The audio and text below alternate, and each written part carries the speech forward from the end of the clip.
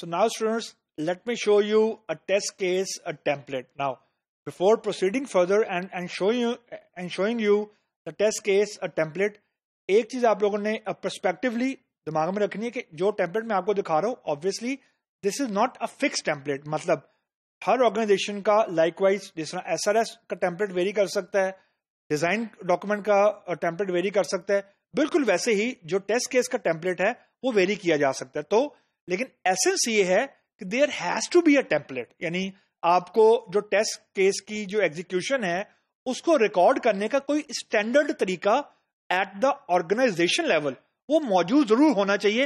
यानी it should not go by heart, यानी मुझे याद है मैंने कैसे टेस्ट केस लिखने हैं, this thing should not be there. ये बड़ी खतरनाक चीज होती है. So just look at the screen. अब ये एक टेस्ट केस का टेम्पलेट है. अमूमन टेस्ट केस में क्या होता है, ऑब्वियसली प्रोजेक्ट का नाम होता है. मैंने प्रोजेक्ट का नाम अभी इंटेंशनली हटा दिया. दूसरी जो अमूमन चीज होती है कि जो आपके टेस्ट केसेस होते हैं वो प्रोडक्ट के लिए भी उतने ही वैलिड होते हैं जितने आपके प्रोजेक्ट के लिए होते हैं. तो यहां पे मैंने लिख दिया मॉड्यूल नेम, यानी फॉर एग्जांपल अगर प्रोडक्ट है तो उसके ऑब्वियसली मल्टीपल मॉड्यूल्स हैं. अगर आप किसी एक पर्टिकुलर मॉड्यूल को टेस्ट कर रहे हैं तो आप यहां पे उसके मॉड्यूल का नाम लिख देंगे. अभी मैंने यहां पे नॉट एप्लीकेबल लिख दिए क्योंकि I am doing a testing of a project. Now just look at the fields. जिस तरह यूज केस की आईडी होती है बिल्कुल वैसे ही टेस्ट केस की भी आईडी एग्जिस्ट करती है, and it has to be unique क्योंकि it will just act as a primary key, यानी ये नंबर यूनिक होगा, रिपीट नहीं हो सकता. The next thing, a test scenario. This is what I am saying should be atomic, should be one. यानी a test scenario आपको ये बताएगा कि व्हाट टू टेस्ट. यानी अगर लॉगिन टेस्ट करना है तो यहां पे लिखें कि लॉगिन वेरिफिकेशन, या अगर आपने सर्चिंग को टेस्ट करना है यहां पे लिखें सर्चिंग टू बी वेरीफाइड.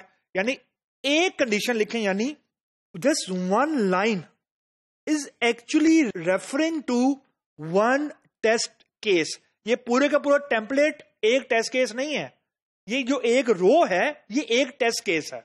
उसके बाद जो अगली फील्ड है ये बहुत इंपॉर्टेंट है, और यहां पे मैंने देखा अमूमन ब्रेक होता है. टेस्ट स्टेप्स, यानी क्या जो टेस्टिंग टीम है उसने क्या क्या स्टेप्स करने हैं to produce the test scenario.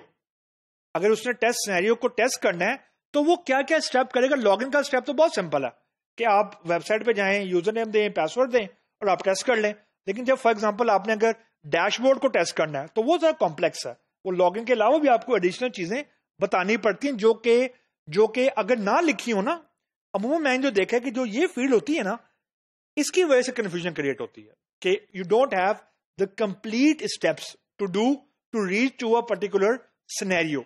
The next thing is test data. ये बड़ा इंपॉर्टेंट है, बड़ा मजे का है कि आपको ये बताना पड़ता है कि what is the valid data, what is the sample data. यानी कौन सा यूजर नेम सही है, कौन सा यूजर नेम गलत है, क्योंकि उसी के हिसाब से आप टेस्ट केसेस को एग्जीक्यूट करेंगे.